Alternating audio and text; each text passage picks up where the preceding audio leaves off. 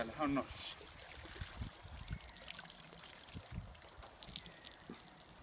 Norssi nousee. Yeah. Meinaatko, että nousee vielä huomennakin?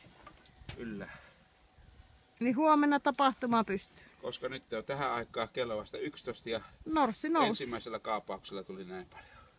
Norssi nousee huomenna.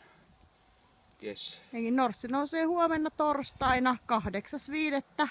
Paltamossa.